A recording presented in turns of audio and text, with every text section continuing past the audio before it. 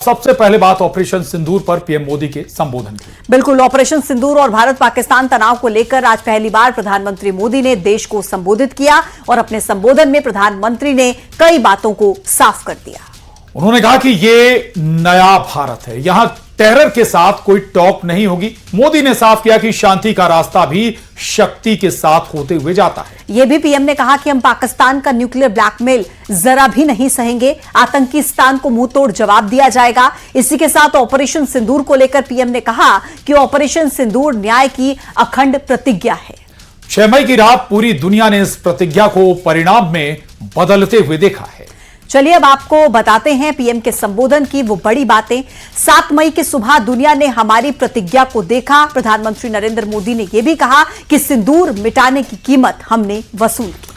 प्रधानमंत्री नरेंद्र मोदी ने कहा कि आतंक की इमारत ही नहीं, हौसला भी थर्राया है ऑपरेशन सिंदूर से। भारत ने पाकिस्तान के सीने पर जाकर वार किया है। सिर्फ 3 दिनों के अंदर पाकिस्तान को तबाह कर दिया। हमने अपने एक्शन को सिर्फ स्थगित किया है। आगे भी हम पाकिस्तान के वादे को कसौटी पर कसेंगे।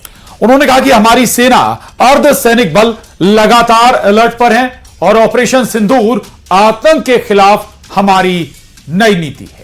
न्यूक्लियर ब्लैकमेलिंग को नहीं सहेंगे, निर्णायक प्रहार करेंगे। और यह भी कहा कि अगर पाकिस्तान से बात होगी तो पाक ऑक्युपाइड कश्मीर पर होगी, यानी कि पाकिस्तान कश्मीर का सपना देखना बंद कर दे। अगर पाकिस्तान से बात होगी तो आतंक के खात्मे पर होगी।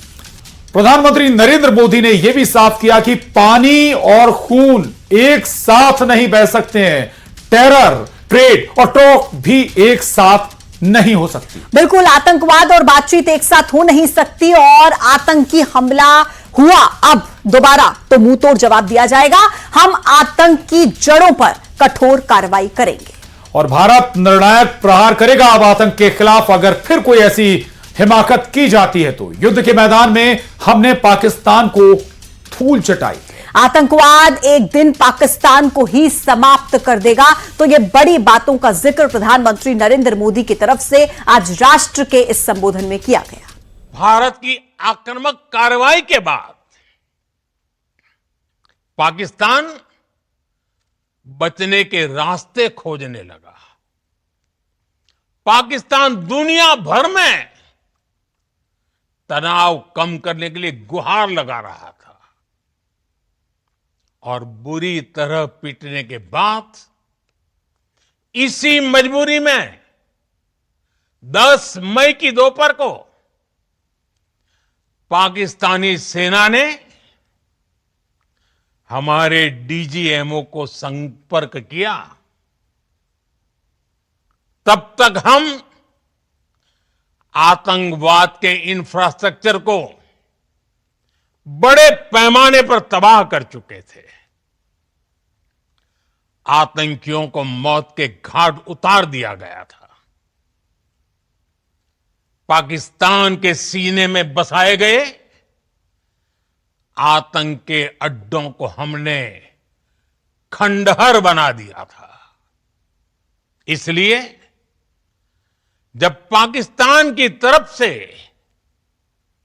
गुहार लगाई गई, पाकिस्तान की तरफ से जब यह कहा गया कि उसकी ओर से आगे कोई आतंकी गतिविधि और सैन्य दुस्साहस नहीं दिखाया जाएगा, तो भारत ने भी उस पर विचार किया।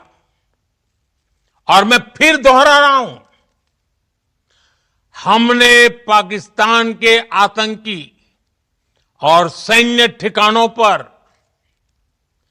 अपनी जवाबी कार्रवाई को अभी सिर्फ स्थगित किया है। आने वाले दिनों में हम पाकिस्तान के हर कदम को इस कसौटी पर मापेंगे कि वो क्या रवैया अपनाता है। भारत का मत एकदम स्पष्ट है। टेरर और टॉक एक साथ नहीं हो सकते। टेरर और ट्रेड एक साथ नहीं चल सकते और पानी और खून भी एक साथ नहीं बह सकता। हमारी घोषित नीति रही है